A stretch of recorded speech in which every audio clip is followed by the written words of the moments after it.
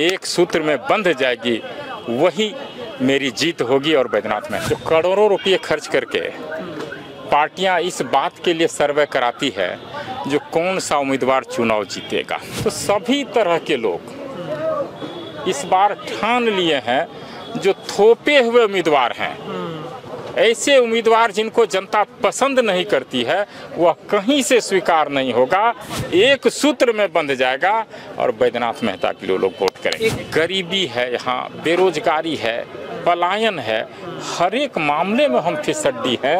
तो मेरा मानना है इसके लिए सरकार दोषी है, उनकी नीतियां दोषी है। पैनोरमा ग्रुप, जो सोचता है वो करता है, आपके अपने सपनों का आशियाना। नमस्कार, भारत लाइव देख रहे हैं आप। देखिए, बिहार के सुपौल, जहां की राजनीति बैद्यनाथ मेहता ने आज काफ़ी दिलचस्प कर दी है। निर्दलीय प्रत्याशी के रूप में इन्होंने अपना नामांकन दाखिल कर दिया है। सर, अब निर्दलीय प्रत्याशी के रूप में अब आप भी शामिल हो गए हैं। सीमांचल के एरिया में हमने देखा पप्पू यादव भी काफ़ी नाराज़ थे, अपने पार्टी को लेकर के टिकट नहीं दिया गया। आपकी भी नाराज़गी मंच से दिख रही थी। नहीं, मैं नाराज़ नहीं हूँ। मैं उसके इस निर्णय पर, जो जन भावना के विरुद्ध जो उन्होंने निर्णय लिया है, उससे ज़रूर मुझे ठेस पहुंची है। मैं तो लड़ाई लड़ने में विश्वास करता हूं। मैं लड़ाई लड़ूंगा जनता के लिए, उसके हक हकूक़ के लिए। और निश्चित रूप से जनता हमें प्यार करती है, हम जनता के दिलों में बसे हैं। दल ने टिकट नहीं दिया, कोई बात नहीं है, कोई मलाल नहीं है। जनता अगर हमें प्यार करती है, करेगी, तो निश्चित रूप से वह दिल की जीत होगी, ना कि क्या विजन है? किस विजन के साथ आपने नामांकन कराया है? विजन क्या होगा? सुपौल की जनता के बीच अब आप जाएंगे, लोगों से मिलेंगे। हालांकि आप तो पहले से ही तैयारी कर रहे थे, क्या विजन है अब? देखिए, जो राजनीतिक पार्टियां हैं, वह अपनी राजनीतिक रोटी सेकने के लिए समाज को टुकड़ों टुकड़ों में बांटती है। मेरा मानना है ऐसा नहीं करके भी चुनाव जीता जा सकता है। ऐसा नहीं है जो हम भाई भाई में लड़ा देंगे, समाज में फूट डाल देंगे, जाति धर्म के नाम पर हम वोट मांगेंगे, अलगाव करके करेंगे, तभी चुनाव जीता जाएगा। मेरा मानना है इससे इतर भी चुनाव लड़ा जा सकता है और जीता जा सकता है। मैं आपके माध्यम से संदेश देना चाहता हूं, जो भाई भाई है उनको एक साथ रहने दीजिए, समाज में फूट मत डालिए, जात पात के नाम पर जो है आप समाज को मत बांटिए। हम समाज को जोड़ने आए हैं, सभी जाति धर्म को लोगों को हम जोड़ने आए हैं।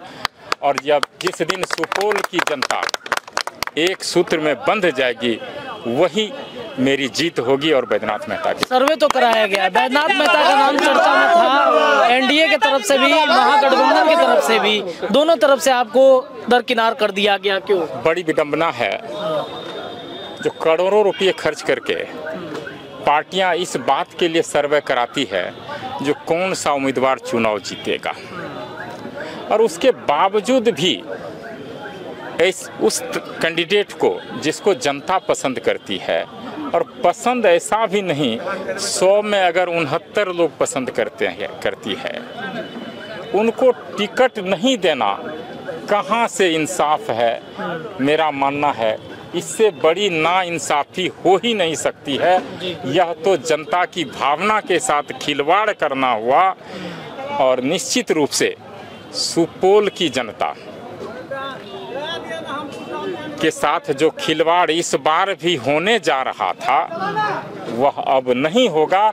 सुपौल की जनता जाग गई है और निश्चित रूप से आप पाएंगे जो सुपौल की जनता की जीत होगी, सुपौल की जीत होगी, किसी दल की नहीं, सुपौल की जनता की जीत होगी। एक सवाल, जब हम लोगों से बातचीत कर रहे थे, लोग कह रहे थे कि यादव या फिर अति पिछड़ा या फिर अपर कास्ट के जो भी लोग हैं, वो इस बार जाति पाति नहीं देख रहे हैं, सिर्फ एक चेहरे को देख रहे हैं। जो पूर्व में सामाजिक कार्यों में भी रहा है, सरकारी सेवाएं जो थी उनकी छोड़ के आप आए थे, वो भी लोग को बड़ा भा रहा है। तो लग रहा है इस बार की जनता का प्यार मिल गया है आपको। आप इस सभा में देखे होंगे, मंच पर भी देखे होंगे,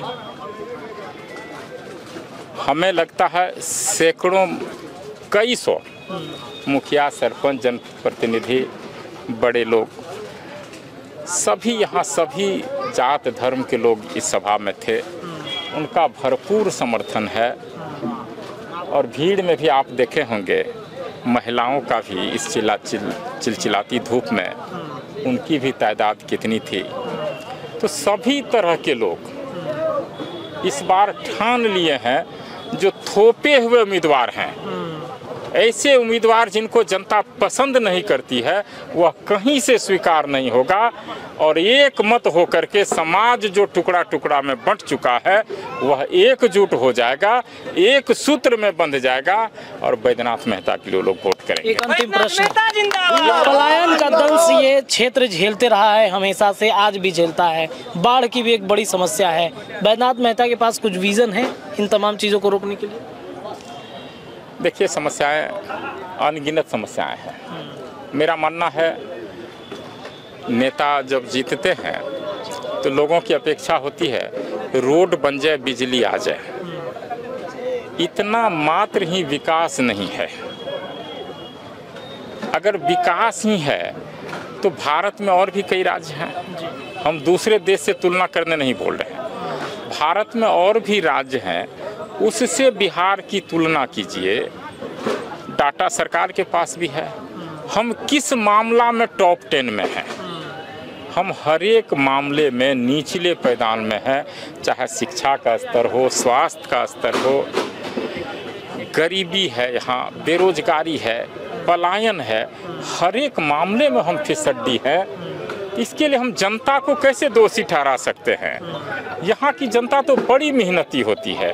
यहाँ के ब्रेन जो होती है, बिहार का ब्रेन जो है, इसका दाद तो देश ही नहीं दुनिया में लोग देते हैं जो बिहारी ब्रेन है, इतना ब्रिलियंट होते हैं। जब यहाँ ब्रेन है, यहाँ के लोग मेहनती हैं, काम करना चाहते हैं, उसके बावजूद भी अगर हम हर एक मामले में निचले पैदान पर हैं तो मेरा मानना है इसके लिए सरकार दोषी है, उनकी नीतियाँ दोषी है। और निश्चित रूप से ऐसी बात नहीं है जो उनकी समस्याओं का समाधान नहीं है। मेरा मानना है जो यहाँ की युवा शक्ति है उनको मजबूती देनी पड़ेगी। अब 2 करोड़ लोग बाहर जा रहे हैं, मजदूरी कर रहे हैं, वो 8-10 हज़ार भी महीना नहीं बचा पा रहे हैं, बिहार नहीं भेज रहे हैं। वही जिस दिन 25-30 हज़ार कमाने लगेंगे और वह पैसा बिहार आएगा तो बिहार को खुशहाल होने से कौन रोक सकता है? किसान जो है, मेहनत किसान करते हैं, उसके बच्चे करते हैं, उनके माता पिता करते हैं, और इनका लाभ कौन ले जाता है? बड़े बड़े उद्योगपति, फैक्ट्री मालिक।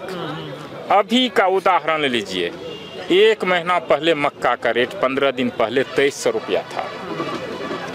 फसल आ गया है, रेट 1800 हो गया है, और अभी जब और पूरा किसान का फसल पूरा आ जाएगा ये रेट 1500-1400 तक पहुंच जाएगा, और फिर 2 महीना में यही 2200-2300 रुपया रेट हो जाएगा।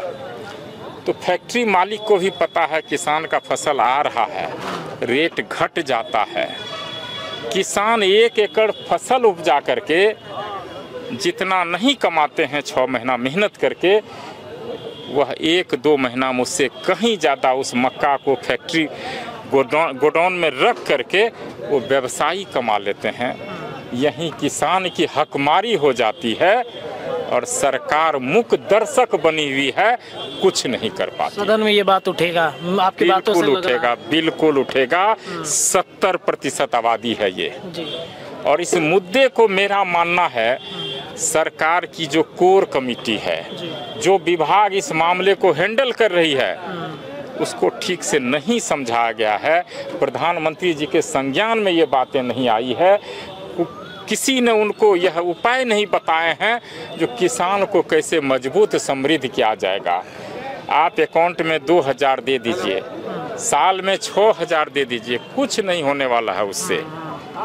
उनको ताकत दीजिए, स्वाभिमान के साथ जीने की शक्ति दीजिए, खैरात मत दीजिए। मैं कहता हूँ खैरात मत दीजिए, उसको उसके फसल का ही दाम दे दीजिए ना। खैरात नहीं चाहिए किसान को, उसको उसके फसल का दाम चाहिए। निर्दलीय जीत के आप जाएंगे, किसके साथ गठबंधन होगा?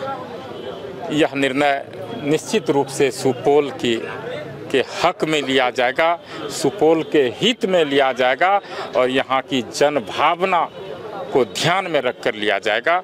अभी तो एक ही लक्ष्य है, जो कोई ऐसा बूथ नहीं हो जिस पर हम मेहनत करें, हम सभी मेहनत करें, यही हम संदेश देते हैं। और बूथ को हमें जीतना है, और जीतना ऐसे नहीं है बूथ पर एक भी वोट दूसरे प्रत्याशी को नहीं पड़े, इस तरह से हम लोगों को काम करना है। बैद्यनाथ मेहता थे, निर्दलीय प्रत्याशी के रूप में इन्होंने अपना नामांकन दाखिल किया है और जो विजन था, जो सुपौल की जनता के बीच किस मुद्दों के साथ ये जाएंगे, इस पर इन्होंने अपनी राय रखी है। जुड़े रहिए भारत लाइव के साथ, तमाम अपडेट आपको मिलते रहेंगे। धन्यवाद। पनोरमा ग्रुप, जो सोचता है वो करता है। अगर ये वीडियो पसंद आई और वह बिहार के राजनीति और बिहारियत से सरोकार रखेनी तो सब्सक्राइब बटन दबा के चैनल के सब्सक्राइब कर ली। ओजे एगो घंटी बा, ओकरा बटन दबा देला से कुल सटीक और मारक खबर रुआ मुफ्त में मिल जाई। अगर रुआ पत्रकारिता के हमनी के नया प्रयोग में सहयोग कर चाहतानी तो ज्वाइन बटन दबा दी। पेटीएम नंबर नोट कर ली 9386816700। धन्यवाद।